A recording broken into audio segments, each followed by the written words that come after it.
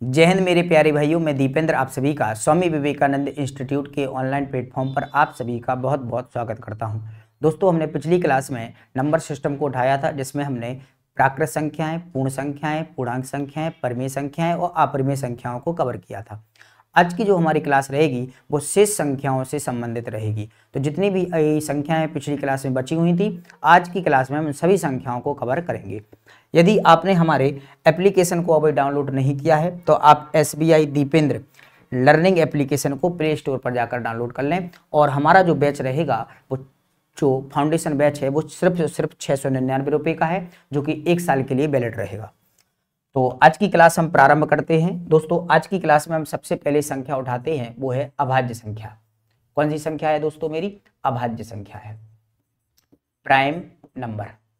इसको बोलते हैं, अभाज्य संख्या को बोलते हैं हम इंग्लिश में प्राइम नंबर।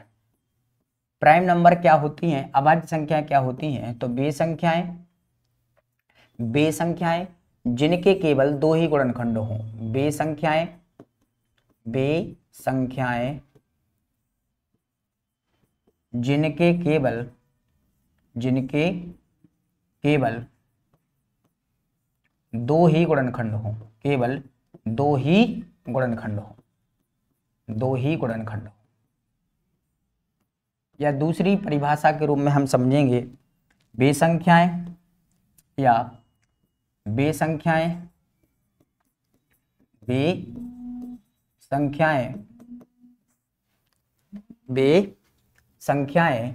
जो एक को छोड़कर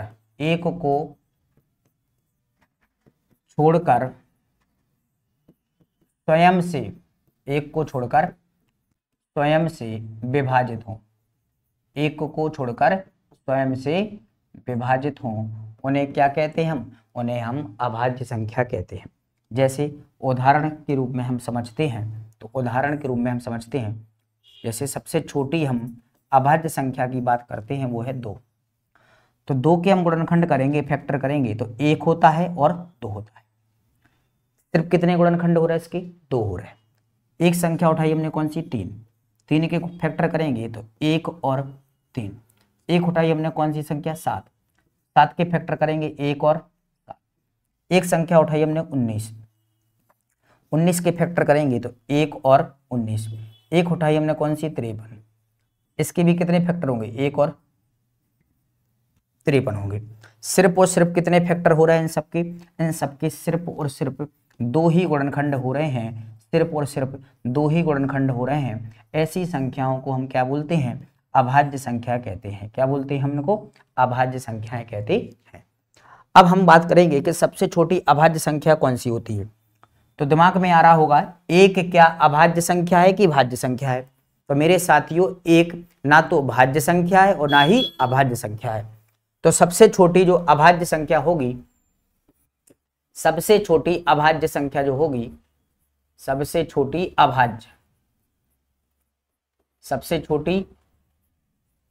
अभाज्य या इसी को बोलते हैं सम अभाज्य। तो सबसे छोटी सम अभाज्य भी यही होगी और सबसे छोटी अभाज्य भी यही होगी। वो कौन सी होगी आपकी? वो होगी कौन सी? 2 होगी। कौन सी होगी मेरे साथियों? 2 होगी। तो सबसे छोटी अभाज्य या सम अभाज्य संख्या कौन होती है? 2 होती है। दूसरा फैक्ट याद रखना है कि सबसे छोटी विषम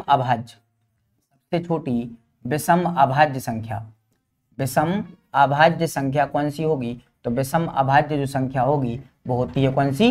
3 होती है। कौन सी होती है मेरे साथियों? 3 होती है। आपको ये 2 फैक्ट याद करके चलना है कि सबसे छोटी अभाज्य संख्या कौन है? 2। और सबसे छोटी विषम अभाज्य संख्या कौन है? 3 है। अब कुछ और फैक्ट आपको याद करा रहे हैं यहाँ पर, वो आपको याद ही करना है और अपने रजिस्टर में जरूर लिख लेना है आपको नोट्स बनाकर। क्या है कि सबसे छोटी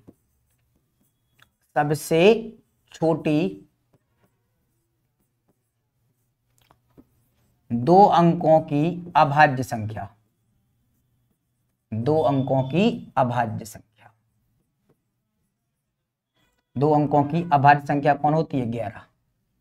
सबसे छोटी 2 अंकों की अभाज्य संख्या कौन होती है मेरे साथियों? 11 होती है। कौन होती है मेरे साथियों? 11 होती है। इतनी बात आपको याद रख लेना है, ठीक है। अब हम बात करते हैं दो अंकों की सबसे बड़ी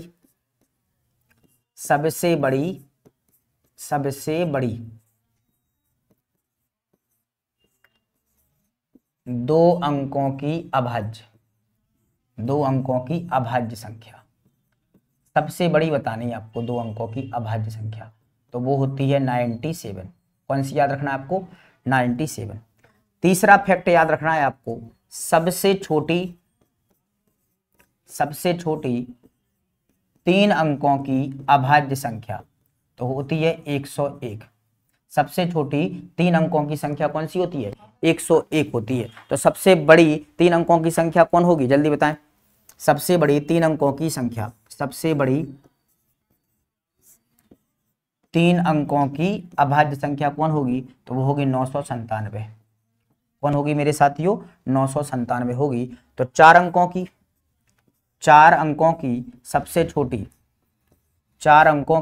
सबसे छोटी अभाज्य संख्या कौन हो सकती है? तो वो होगी कौन सी?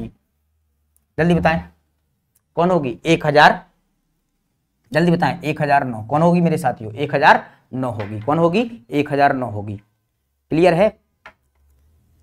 1000 कौन होगी मेरे साथियों? 9 होगी। तो मुझे बताना आप कि सबसे बड़ी 4 अंकों की कौन होगी? सबसे बड़ी 4 अंकों की कौन होगी? जल्दी बताएं।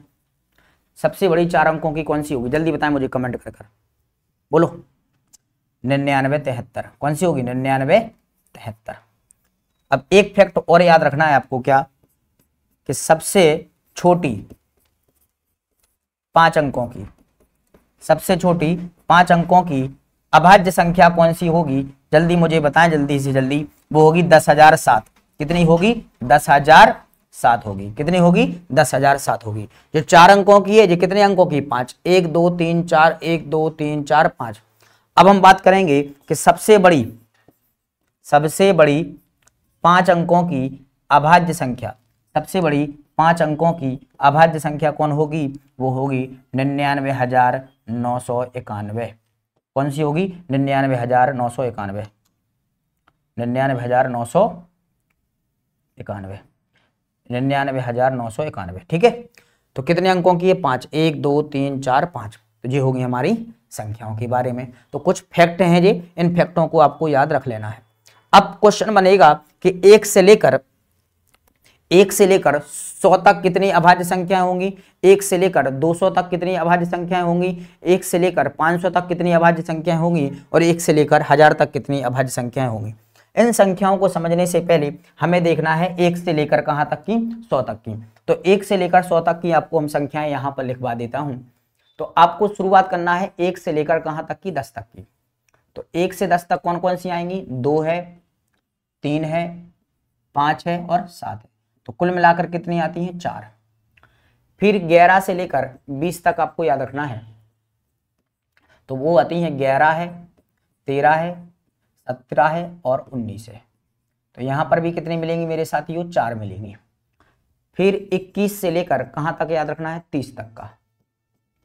तो 21 में 23 है और 29 है। तो कुल मिलाकर कितनी हो गई यहां पर? 2।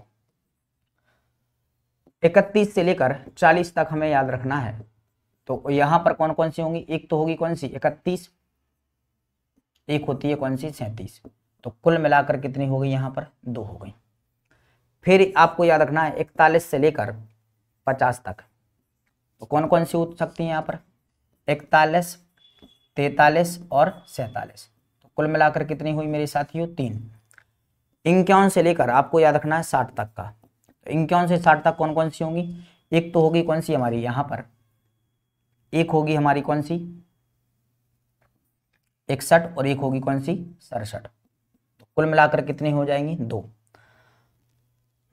51 से लेकर 60 तक। अच्छा, 51 से 60 तक याद रखना है, एक मिनट। 51 से 60 तक हमें याद रखना है, तो 51 से 60 तक याद रखना है 53 और एक हो जाएगी कौन सी? 57। तो कितनी हो जाएंगी यहाँ पर? 2। अब 61 से 70 तक हमें याद रखना है। 61 से 70 तक होगी, एक तो होगी 61 और एक हो जाएगी कौन सी? 67। तो यहाँ पर भी कितनी हो जाएंगी? 2 हो जाएंगी। कितनी हो जाएंगी? 2। 71 से लेकर 80 तक हमें ध्यान रखना है, तो यहाँ पर होगी 73 और एक हो जाएगी कौन सी? 79। तो यहाँ पर कितनी हो जाएंगी हमारी? 2 हो जाएंगी। अब 81 से 90 तक भी याद रखना है आपको, तो एक होगी कौन सी? यहाँ पर 83 और एक हो जाएगी कौन सी? 89। तो यहाँ पर कितनी हो जाएंगी? 2। और 91 से लेकर 100 तक हमें याद रखना है, तो 91 से 100 तक कितनी होती है? एक ही संख्या होती है, वो है कौन सी? 97। तो आपको इस प्रकार से आपको याद रख के चलना है कि इतनी संख्याएं हमारे पास होती हैं। ठीक है, क्लियर है? यस या नो? तो 61 67 हो गई थी हमारी, 73 79 भी हो चुकी हैं। ठीक है, एक मिनट, यहां पर आपको याद रखना है 71 73 होती है, 71 और 73, 71 और 73 है जी, 71 और 73, 79 तो कट जाएगा। ठीक है, कौन सी हो जाएगी? 71 और 73 हमारी संख्याएं हो जाती हैं। ठीक है, 79 और 83। ठीक है, 79 83 97। अब आपको याद कैसे रखोगे? अब याद रखने के लिए आपको एक नंबर बताते हैं हम यहाँ पर। आपको याद रखना है 44 22 32 23 21। 44 22 32 23 21। देखिएगा, 44 22 32, 44, यहाँ 44 22 32, 32 के बाद कितना होना चाहिए था? यहाँ पर 23 होना चाहिए था। यहाँ पर कितना होना चाहिए? 32 के बाद 23 होना चाहिए था। तो एक तो हो गई 71 से लेकर 79 तक हमें देखना है, तो यहाँ पर एक एक्स्ट्रा और आ रही है, 71 73 79। अच्छा, एक भूल गए थे, यहाँ पर एक और जुड़ जाएगी मेरे साथियों, 79। तो कुल मिलाकर यहाँ पर कितनी हो जाएंगी? यहाँ पर हो जाएंगी कितनी? 23 और 21। तो नंबर याद रखना है कौन सा? 44 22 32 23 21। 44 22 32 23 और 21। 44 22 32 23 21। इस प्रकार से हम सभी अभाज्य संख्याओं को क्या कर सकते हैं? लिख सकते हैं और याद कर सकते हैं। अब यहां पर आपको याद और एक चीज याद रख के चलना है, क्या? कि यदि हम 1 से लेकर 200 तक का 100 तक का पूछे, हम 1 से लेकर कहां तक का पूछे? 100 तक। 1 से लेकर 200 से 100 से लेकर हम 200 तक का देखें, तो 200 से 100 से लेकर 200 तक का देखें, 200 से 300 तक कितनी आएंगी? 300 से लेकर 400 तक कितनी आएंगी? और 400 से लेकर 500 तक कितनी रहेंगी? और 500 से लेकर 600 तक की हमारी संख्या कितनी होंगी? और 600 से 700 तक की कितनी होंगी? 700 से 800 तक कितनी होंगी? 800 से 900 तक। 800 से आपको याद रखना है 900 तक, और 900 से याद रखना है आपको कितनी? 1000 तक। तो इतनी अभाज्य संख्याएं कौन कौन सी हो सकती हैं? अब आपको याद रखना है, नीचे से याद रखना है कि 900 से 1000 तक जो होगी, स्टार्टिंग करना कहाँ से? 14 15 14 फिर 16 फिर 14 और फिर 17। कहाँ से स्टार्ट करना है? 14 15 14 16 14 17। फिर यहां पर आपको याद रखना है 16 16 21 और 25। 16 16 21 25। बाकी 14 15 14 16 14 17 16 16 21 25। तो 1 से लेकर 100 तक कितनी होगी? 25। 100 से 200 तक कितनी होंगी? 21। और 200 से 300 तक कितनी होंगी? 16। 300 से 400 तक कितनी होंगी? 16। 400 से 500 तक कितनी होंगी? 17। 500 से 600 तक कितनी होंगी? 14। 600 से 17 700 तक कितनी होंगी? 16। और 700 से 800 तक कितने होंगे? 14। 800 से 900 तक कितने होंगी? 15। और 900 से 1000 तक कितनी होंगी? 14 होंगी। तो कुल मिलाकर आपको इतनी अभाज्य संख्याएं और याद करके चलना है। क्लियर मेरे साथियों? जल्दी मुझे बता दें, क्लियर है? यस या नो? अब आपको और याद रखना है क्या?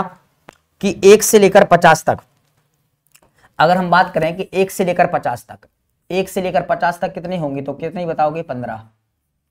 1 से लेकर 100 तक कितनी होंगी? तो कितनी बताना है आपको? 25। और 1 से लेकर 200 तक की अगर हम पूछें तो कितनी होंगी? 46। और 1 से लेकर 500 तक का अगर हम पूछें तो कितनी होंगी? 95। और 1 से लेकर 1000 तक पूछें तो कुल मिलाकर कितनी होती हैं? 168 होती हैं। कितनी होती है? 168 होती है। और कोई भी अभाज्य संख्या हो, कोई भी अभाज्य संख्या अगर आपके पास दी जाती है वो हमेशा किस फॉर्मेट में रहेगी, 6k प्लस माइनस 1 के फॉर्मेट में रहेगी, 6k प्लस माइनस 1 के फॉर्मेट में रहेगी।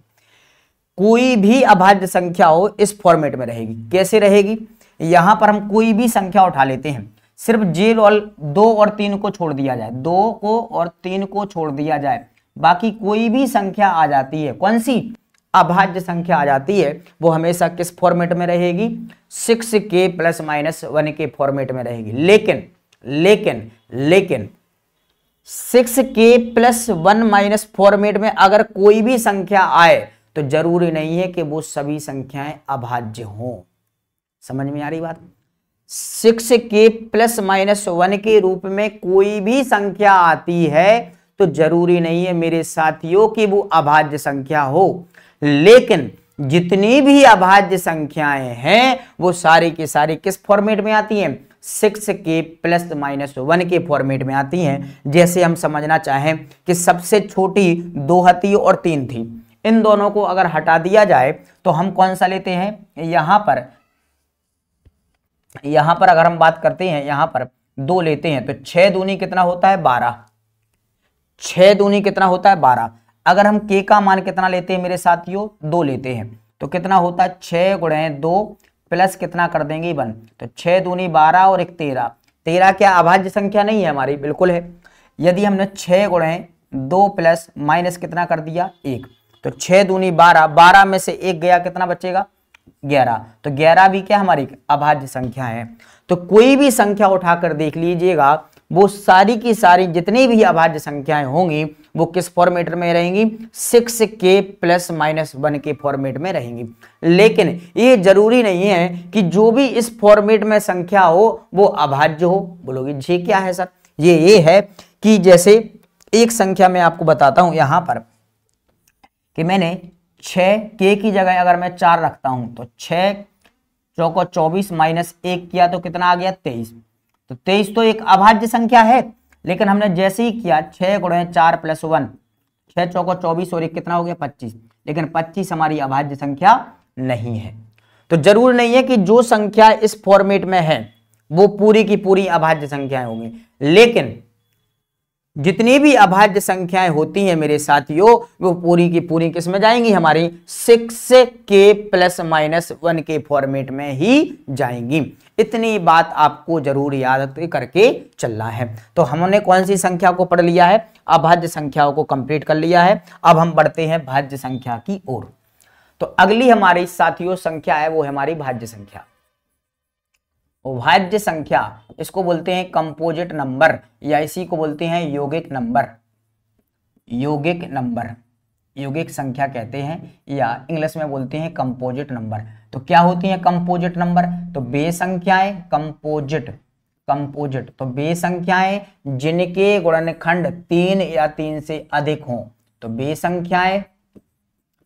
संख्याएं जिनके गुणनखंड 3 या 3 से अधिक हों, जिनके गुणनखंड 3 या 3 से अधिक हों, 3 से अधिक हों, उन्हें क्या कहते हैं हम, भाज्य संख्या कहते हैं। अधिक हों उन्हें हम क्या कहते हैं मेरे साथियों, भाज्य संख्या कहते हैं। जैसे उदाहरण के रूप में हम समझते हैं कि सबसे छोटी भाज्य जो है वो है कौन सी, हमारी 4 है। कौन सी है, 4 है। कैसे, जैसे इसमें हमने 1 का भाग लगाएंगे, हम 2 का भी लगाएंगे, स्वयं 4 का लगाएंगे। क्या इसके फैक्टर जो हैं वो कितने आ रहे हैं, 3 आ रहे हैं क्या नहीं आ रहे हैं, बिल्कुल आ रहे हैं। तो या तो 3 हो या 3 से अधिक हो। और कौन हो सकती है, क्या 6 है क्या, बिल्कुल है। क्यों है, 1 का भी भाग जा रहा, 2 का भी जा रहा, 3 का भी जा रहा और स्वयं 6 का जा रहा। इसके तो देखिएगा 3 से अधिक फैक्टर हो गए तो ये भी क्या है, हमारी भाज्य है। और कौन सी हो सकती है, क्या 9 भी भाज्य है, देखते हैं। 1 का भी भाग जा रहा, 3 का भी जा रहा और 9 का भी जा रहा, तो ये भी क्या होगी मेरे साथियों, भाज्य संख्या होगी। और क्या हो सकती है, क्या 15 है हमारी, बिल्कुल है। देखते हैं इसमें 1 का भी जा रहा है, 3 का भी जा रहा है, 5 का भी जा रहा है और 15 का भी जा रहा है। तो इतनी संख्याओं का क्या जा रहा है, 15 में भाग जा रहा है तो ये संख्याएं क्या कहलाती हैं हमारी, जितनी भी आपको बोर्ड पर दिखाई दे रही हैं वे सारी की सारी संख्याएं क्या कहलाती हैं हमारी, भाज्य संख्याएं कहलाती हैं। अब इनके भी कुछ फैक्ट होते हैं, वो फैक्ट आपको याद रखना है क्या, कि सबसे छोटी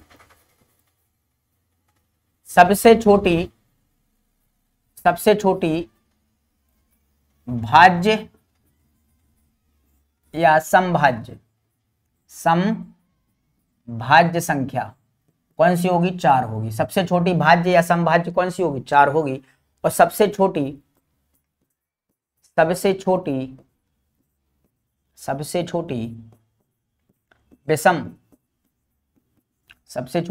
विषम भाज्य संख्या कौन सी हो सकती है मेरे साथियों, तो सबसे छोटी विषम भाज्य संख्या होगी वो होगी 9। कौन सी होगी, 9। 2 फैक्ट और आपको याद रख के चलना है क्या, कि सबसे छोटी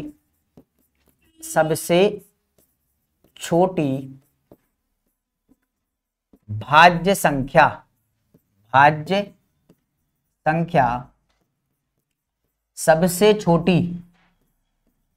सबसे छोटी विषम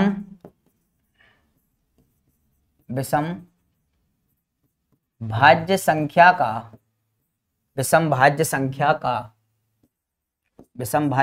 का पूर्ण वर्ग है। विषम भाज्य संख्या का पूर्ण वर्ग है। कैसे, इसको उदाहरण से समझते हैं। पूर्ण वर्ग है, जैसे सबसे छोटी भाज्य कौन थी, 4। और सबसे छोटी विषम भाज्य, सबसे छोटी भाज्य संख्या, सबसे छोटी, यहां पर विषम हटा देते हैं, सबसे छोटी अभाज्य संख्या है। यहां पर लिख दिया सबसे छोटी अभाज्य संख्या। सबसे छोटी अभाज्य संख्या का क्या है, पूर्ण वर्ग है। तो सबसे छोटी अभाज्य संख्या कौन थी मेरे साथियों, तो बोलोगे सर 2 थी। और 2 का क्या है, पूर्ण वर्ग कौन है, 4 है। सबसे छोटी भाज्य कौन होगी, 4। और सबसे छोटी अभाज्य संख्या कौन होगी, 2। तो सबसे छोटी भाज्य संख्या सबसे छोटी अभाज्य संख्या का क्या है, पूर्ण वर्ग है। एक फैक्ट और है, आपको याद रखना है क्या, कि सबसे छोटी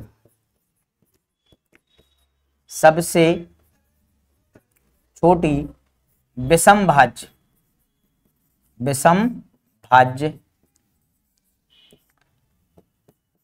सबसे छोटी विषम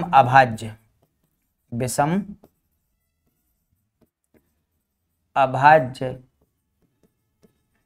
सबसे छोटी विषम अभाज्य संख्या का पूर्ण वर्ग है। ये क्या है, ये है कि सबसे छोटी विषम भाज्य कौन थी, 9। और सबसे छोटी विषम अभाज्य कौन है, 3।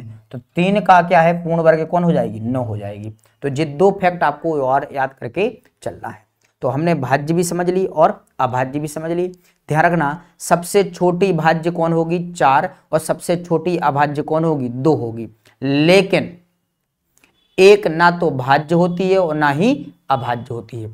अगली जो संख्या है हमारी वो है सहअभाज्य संख्या, सहअभाज्य। तो यहां पर हम देखेंगे सहअभाज्य संख्या।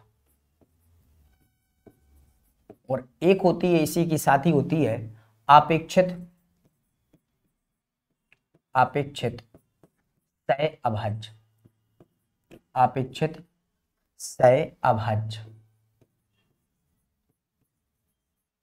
संख्या, इसको बोलते हैं रिलेटिवली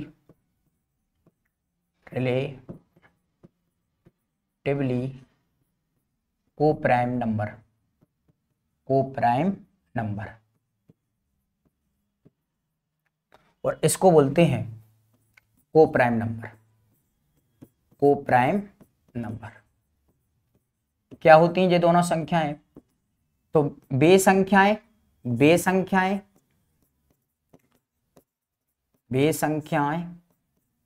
जिनके संख्या युग में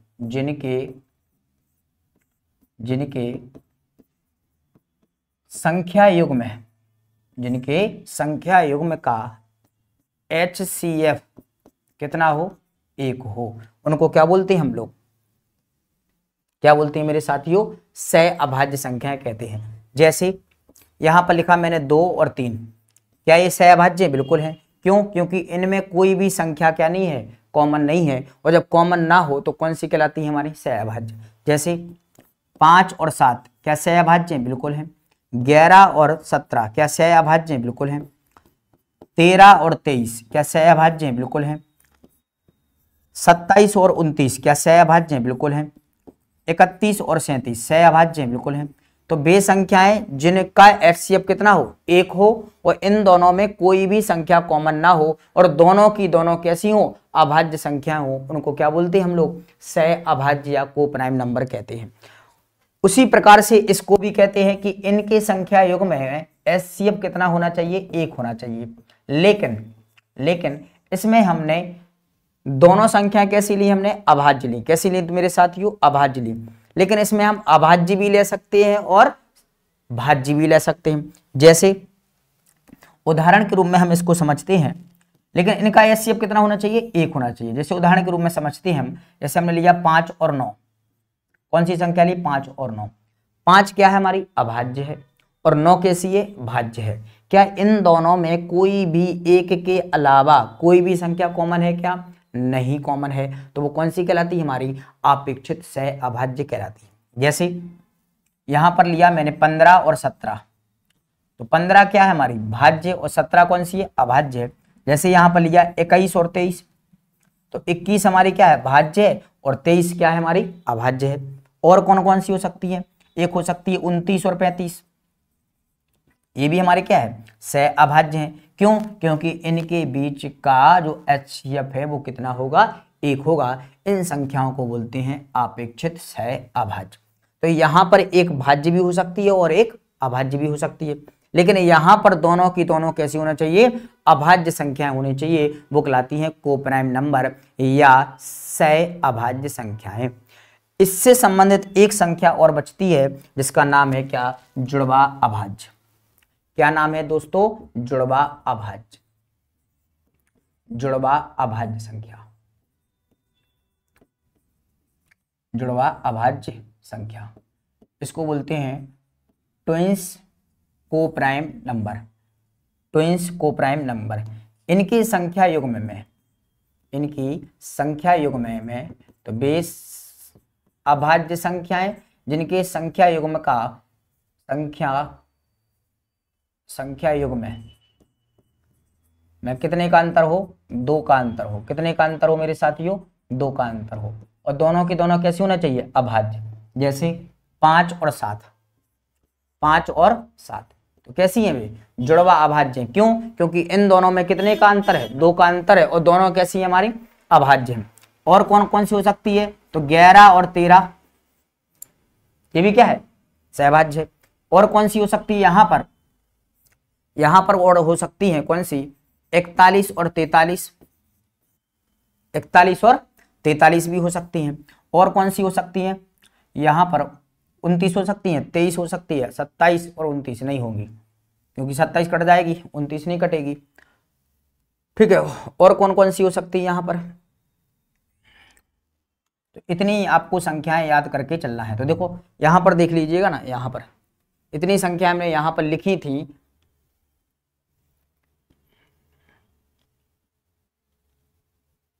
देखिएगा कौन कौन सी हो सकती है यहां पर, तो 53 37 नहीं हो सकती है, इधर भी नहीं हो सकती है, इधर भी नहीं हो सकती है, ये हो सकती है 71 और 73 भी हो सकती है, 71 और 73 भी हो सकती है। तो एक संख्या होगी कौन सी, 71 और 73 भी होगी, कौन होगी मेरे साथियों, 71 और 73 भी होगी। तो यहां पर लिख सकते हैं हम 71 और 73, क्यों, क्योंकि यहां पर भी कितने का अंतर है, 2 का अंतर है। तो जहां जहां पर 2 का अंतर है उन सभी संख्याओं को क्या बोलते हैं हम, जुड़वा अभाज्य संख्याएं कहते हैं। अब 2 संख्याएं और हैं जिनको हम सब लोग जानते हैं, वो कहलाती हैं क्या, सम और विषम। एक होती है सम संख्या, सम संख्या जिसको बोलते हैं हम क्या, इवन नंबर। क्या बोलते हैं मेरे साथियों, इवन नंबर। क्या होती हैं सम संख्याएं? बेसंख्याएं। बेसंख्याएं जो 2 से विभाजित हो, 2 से विभाजित हो, 2 से विभाजित हो। क्या हम पूरी संख्या में 2 से विभाजित करेंगे? जो 2 से क्या हो? विभाजित हो। क्या पूरी संख्या में हम 2 का भाग देते रहेंगे क्या? नहीं। फिर कैसे पता करेंगे?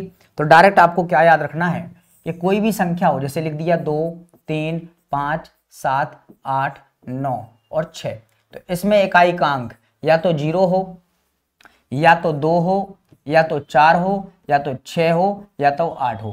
किसी भी संख्या में इकाई का अंक या तो 0 हो, 2 हो, 4 हो, 6 हो, 8 हो, कोई भी अंक इनमें से हो तो पूरी की पूरी संख्या क्या कहलाती है हमारी दोस्तों? वो सम कहलाएगी। क्या कहलाएगी? हमारी सम कहलाती है। अब हम बात करेंगे विषम की। विषम क्या होती है? विषम संख्याएं, ऑड नंबर। विषम संख्या या ऑड नंबर कहते हैं इनको। क्या बोलते हैं हम लोग? ऑड नंबर कहते हैं। Odd number. तो बेसंख्याएं जिनमें 2 का भाग ना जाए। बेसंख्याएं, बेसंख्याएं जिनमें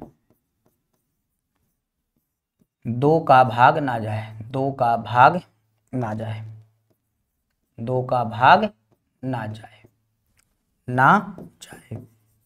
इनको कैसे चेक करें? तो इनको चेक करने के लिए वही कहानी है जो सम को चेक करने के लिए। क्या है? 1 2 3 4 6 7 8 9। क्या 9 में इकाई का अंक कितना है? इसमें 9 है। या तो इकाई का अंक 1 हो, या तो 3 हो, या तो 7 हो, या तो 9 हो। इतनी हमारी क्या होना चाहिए? संख्या होना चाहिए इकाई के अंक पर। या तो 5 हो, 1 3 5 7 9, 1 3 5 7 9, 1 3 5 7 9, इनमें से कोई भी संख्या इकाई के अंक पर है तो वो कौन होगी? विषम होगी। और इनमें से कोई भी अंक इकाई के अंक पर है तो वो कौन सी कहलाएंगी? हमारी सम संख्याएं कहलाएंगी। क्लियर बात समझ में आ गई यहां पर आपको? अब कुछ अन्य संख्याएं बची हैं, उन संख्याओं को भी हम समझ लेते हैं यहीं पर। एक होती है कौन सी? पूर्ण संख्या, और एक होती है परिपूर्ण। तो पूर्ण तो हमने समझ लिया था। अब हम बात करते हैं परिपूर्ण। परफेक्ट नंबर क्या होते हैं? परिपूर्ण, परिपूर्ण संख्या या परफेक्ट नंबर। परफेक्ट नंबर क्या कहलाती हैं? ये परिपूर्ण संख्याएं या परफेक्ट नंबर क्या कहलाती है? तो पूर्ण संख्याएं क्या होती हैं? बेसंख्याएं। पूर्ण ध्यान रखना, एक होती हैं पूर्ण और एक होती हैं क्या? परिपूर्ण। तो परिपूर्ण और पूर्ण में क्या फर्क होता है वो आपको बताना है। तो मुझे जल्दी से जल्दी बताएं कि परिपूर्ण और पूर्ण में क्या फर्क है। तो देखो, पूर्ण संख्याएं क्या कहलाती थी? बेसंख्याएं जो 0 से लेकर अनंत तक चलती हैं उनको होल नंबर या पूर्ण संख्याएं कहते हैं। इनको कभी कभी पूर्ण भी कह सकते हैं या तो परिपूर्ण भी कहते हैं। तो परिपूर्ण संख्याएं क्या होती हैं? तो बेसंख्याएं, बेसंख्याएं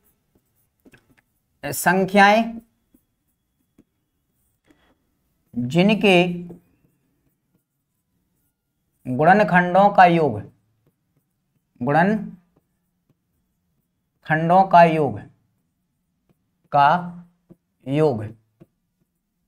योग स्वयं वही संख्या हो, लेकिन स्वयं को छोड़कर,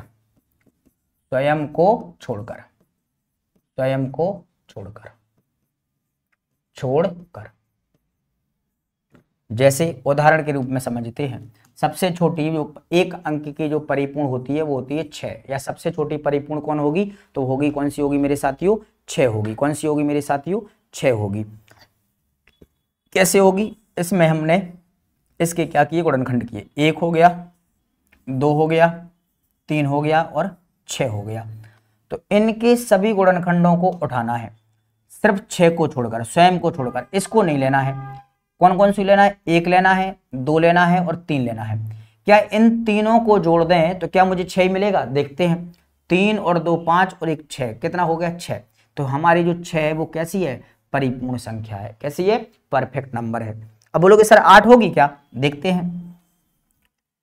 1 2 4 और 8, तो 8 को तो छोड़ना ही है, तो 4 2 6 और 1 कितना हो गया, इनका योग कितना हो रहा है 7, तो ये हमारी परिपूर्ण संख्या नहीं होगी।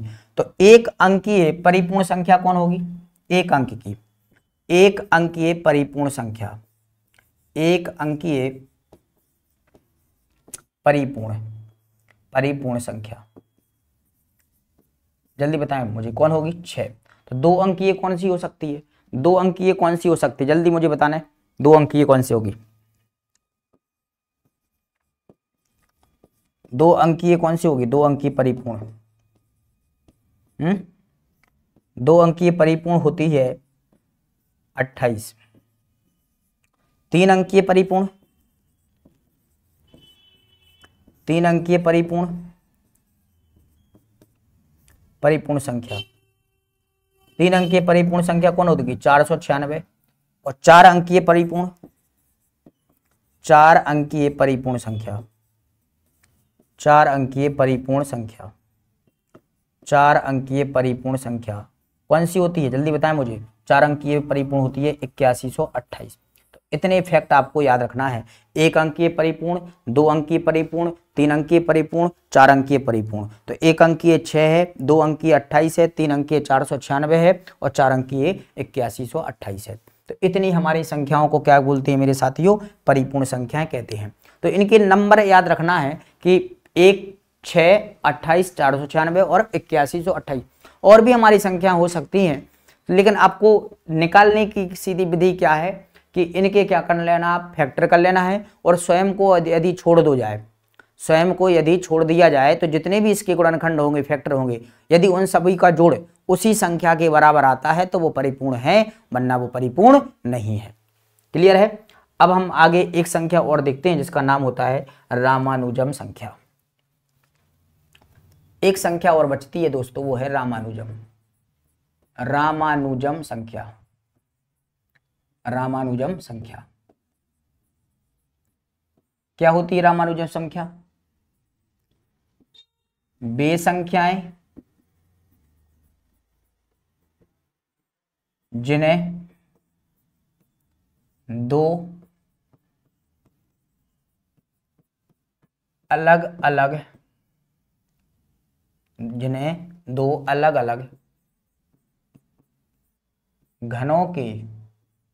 घनों के योग के रूप में लिखते हैं। तो रामानुजम संख्या जो होती है वो होती है 1729। कौन होती है मेरे साथियों, 1729। जो रामानुजम संख्या है वो है 1729। इसको हम 2 भागों में लिख सकते हैं। कैसे, 2 अलग अलग घनों के योग के रूप में लिखते हैं। एक तो होता है 10 का क्यूब, एक होता है कौन सा, 9 का क्यूब। तो 10 का क्यूब कितना हो जाएगा 1000 और 9 का क्यूब कितना होता है 729। 9 का क्यूब कितना हो जाएगा यहां पर 729 हो जाएगा। तो इन दोनों को यदि हम जोड़ दें, तो कितना होता है 1729। और एक संख्या और होती है ऐसी, एक होती है 12 का क्यूब प्लस 1 का क्यूब। 12 का क्यूब कितना होता है 1728 और 1 का क्यूब होता है 1। इन दोनों को जोड़ दिया जाए तो कितना होता है 1729। इन्हीं संख्याओं को बोलते हैं हम क्या, रामानुजम संख्या। वे संख्याएं जिन्हें 2 अलग अलग घनों के योग के रूप में लिखा जाता है उनको क्या बोलते हैं, रामानुजम संख्या कहते हैं। क्या कहते हैं मेरे साथियों, रामानुजम संख्या कहते हैं। यहां तक आपको बात समझ में आ गई होगी, यस या नो। तो इतनी संख्याएं हमने कवर कर ली हैं। तो हमने आज देख ली कौन कौन सी संख्याएं देख ली हमने, भाज्य, अभाज्य, सहभाज्य, जुड़वा अभाज्य, अपेक्षित सह अभाज्य, सम, विषम और रामानुजम संख्या, और कौन सी देखी हमने, परिपूर्ण संख्या। इतनी संख्याओं को हमने कवर कर लिया है। अब एक होती है कौन सी, अनुवर्ती और पूर्ववर्ती। एक होती है पूर्ववर्ती संख्या और एक होती है अनुवर्ती। पूर्ववर्ती संख्या और एक होती है अनुवर्ती। एक होती है कौन सी, अनुवर्ती, अनुवर्ती संख्या, अनुवर्ती संख्या। एक होती है पूर्ववर्ती संख्या, एक होती है अनुवर्ती। जैसे मैं कहूं 6 का पूर्ववर्ती बताओ, तो पूर्ववर्ती का मतलब होता है इसके जस्ट पहले, तो कौन सी आएगी, 5। तो 6 का पूर्ववर्ती कौन हो गया, 5। हम पूछे 6 का अनुवर्ती बताओ, तो इसके बाद की संख्या क्या कहलाती है, अनुवर्ती कहलाती है। तो ये कहलाती है पूर्ववर्ती संख्या और ये कहलाती है कौन सी, अनुवर्ती संख्याएं। एक और होती है संख्या, वो भी आपको याद रखना है, वो कहलाती है त्रिकोणीय संख्या, त्रिकोणीय संख्या।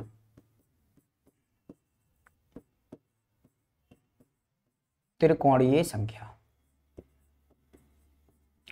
त्रिकोणीय संख्या क्या कहलाती है, त्रिकोणीय संख्या क्या कहलाती हैं, देखो जैसे यहां पर हम देखेंगे त्रिकोणीय संख्या कितनी होती है, जिसमें 3 कोण हो। एक हो गई या यहां पर अगर हम चेक करेंगे तो 1 2 3, यहां पर देखेंगे 1 1 2 1 2 3। और कौन कौन सी त्रिकोणीय होगी, 1 2 3 1 2 3 1 2 3 और 1 4। इस प्रकार की क्या होती है, त्रिकोणीय संख्या होंगी। यहां पर हम बात करेंगे कौन कौन सी होंगी, 1 होगी, यहां पर कौन सी होगी, 3 भी हो सकती है, यहां पर 1 2 3 4 5 6 6 भी होगी, यहां पर 1 2 3 4 5 6 7 8 9 10 10 भी होगी। इस प्रकार की हमारी जो संख्याएं होती हैं उनको क्या बोलते हैं, त्रिकोणीय संख्या कहते हैं। निकालें कैसे मेरे साथियों, तो क्या करना है, n प्राकृत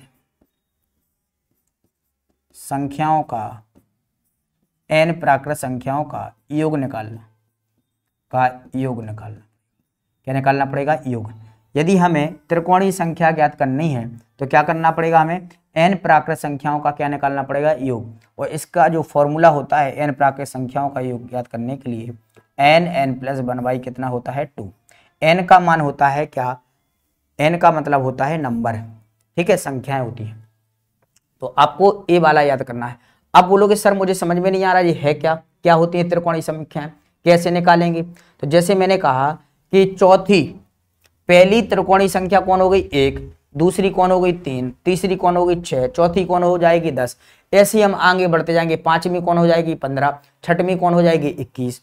तो इस प्रकार की हमारी जो त्रिकोणीय संख्या होंगी इन्हीं को बोलते हैं कि हम त्रिकोणीय संख्या। अब निकालें कैसे, तो निकालने के लिए हमने एक फॉर्मूला बताया n+1/2। अब हम पूछेंगे देखो चौथी बताइए, तो देखो चौथी कौन सी है, 10। कौन सी है मेरे साथियों, 10। क्या इस फॉर्मूला से निकल जाएगा, बिल्कुल निकल जाएगा। कैसे, क्वेश्चन लिखा हमने, क्वेश्चन है कि चौथी त्रिकोणीय संख्या ज्ञात करें, चौथी त्रिकोणीय संख्या ज्ञात करें, त्रिकोणीय संख्या ज्ञात करें, संख्या ज्ञात करें। कौन सी निकालना हमें, चौथी। तो n का मान कितना हो जाएगा, 4। तो हम लिखेंगे 4 +1 तो कितना हो गया, 5, बटे में कितना करेंगे, 2, 2 से काटेंगे कितना आ जाएगा, 2, 5 दूनी कितना आ गया, 10। क्या चौथी त्रिकोणीय संख्या कितनी होगी, 10 ही होगी, बिल्कुल होगी। क्या होगी मेरे साथियों, 10 होगी। अगर हम बात करें कि सातवीं त्रिकोणीय संख्या ज्ञात कराओ, सातवीं त्रिकोणीय संख्या ज्ञात करो, सातवीं त्रिकोणीय संख्या ज्ञात करो, त्रिकोणीय संख्या ज्ञात करो। तो क्या करेंगे, n का मान कितना हो जाएगा, 7। n का मान कितना हो गया, 7। 7 में 1 जोड़ेंगे कितना होगा, 8। 8 में 2 का भाग लगाएंगे तो कितना आ जाएगा, 4। 7 चौको कितना होता, 28। तो 28 जो है वो हमारी क्या हो जाएगी, 7वीं संख्या हो जाएगी। कौन सी हो जाएगी, 7वीं।